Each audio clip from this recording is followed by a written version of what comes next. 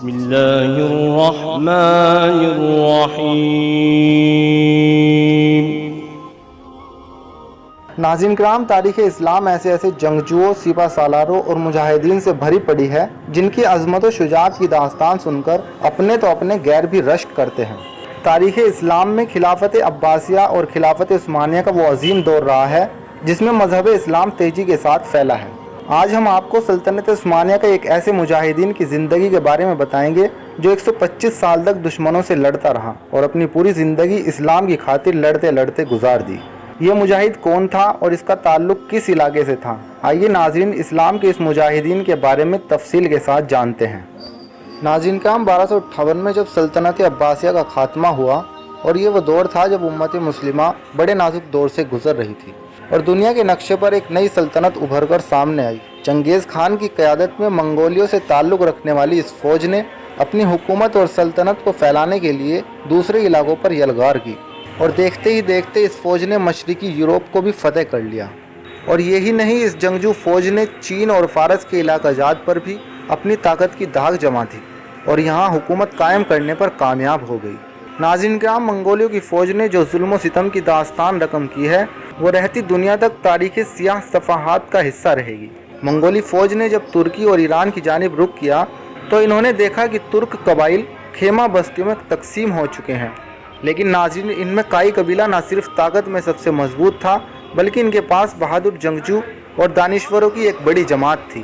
کائی قبیلے کے سردار سلیمان شاہ کو ایک سمجھدار سپہ سالار مانا جاتا تھا، جبکہ ان کے بیٹے ارطغرل غازی کی بہادری کے قصے تاریخ کا ایک اہم حصہ رہے ہیں۔ مگر کائی قبیلے کی ایک ایسی طاقت جس کا شمار سلطنت عثمانیہ کے بنیادی جانشاروں میں ہوتا ہے، جنہیں تاریخ میں ترغت الب کے نام سے جانا جاتا ہے، اور اردو زبان کی کتب میں ان کو نورغل کے نام سے بھی جانا جاتا ہے۔ وہ ارطغرل غازی کے سچے دوست اور ہمدرد تھے۔ ناظرین کرام، ترغت الب کا شمار اسلام کے ان مجاہدین میں ہوتا ہے جنہوں نے تقریباً 1 صدی تک اسلام کی روشنی کو دنیا کے کونے کونے تک پھیلانے کے لیے کفار سے بے شمار جنگیں لڑی۔ ارطغرل غازی کی وفات کے بعد ترغت غازی سلطنت عثمانیہ کے سلطان عثمان غازی کے بھی وفادار رہے اور ہر محاذ میں ان کا ساتھ دیا۔ انہوں نے 125 سال کی عمر پائی اور آخری دم تک دشمنوں سے لڑتے رہے، اور اس بہادر سپاہی نے میدان جنگ میں وہ بہادری کی مثالیں قائم کی جو بے مثال تھی۔ ناظرین کرام، ترغت الب غازی کا ہتھیار ان کا مشہور کلاڑا تھا۔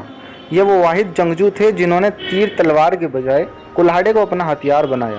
ان کا مشہور کلاڑا آج بھی ترکی کے میوزیم میں موجود ہے۔ یہ کلاڑا 92 سینٹی میٹر لمبا اور 1 کلو 650 گرام وزنی تھا۔ ترغت غازی کا کلاڑا مشرق اور مغرب کا اب تک کا سب سے مضبوط کلاڑا مانا جاتا ہے۔ انہوں نے 125 برس کی لمبی عمر پائی اور آخری دم تک میدان جنگ میں اسلام کی خاطر لڑتے لڑتے شہید ہو گئے۔ آخر میں دعا ہے کہ اللہ تعالیٰ ان مجاہدین کو جنت میں اعلیٰ مقام عطا فرمائے اور امت مسلمہ کو ان کے نقش قدم پر چلنے کی ہدایت عطا فرمائے، آمین ثم آمین۔ ناظرین، اسی کے ساتھ ویڈیو کا اختتام ہوتا ہے۔ ویڈیو پسند آنے پر اسے لائک اور شیئر ضرور کریں، اور اسی طرح کی اسلامک ویڈیو پانے کے لیے ہمارے چینل کو ضرور سبسکرائب کریں اور ساتھ میں موجود گھنٹی کے بٹن کو بھی دبا دیں تاکہ ہماری آنے والی ویڈیو کا نوٹیفیکیشن آپ کو ملتا رہے۔ میں ملتا ہوں آپ سے ایک اور ویڈیو میں نئی جانکاری کے ساتھ، تب تک کے لیے اللہ حافظ۔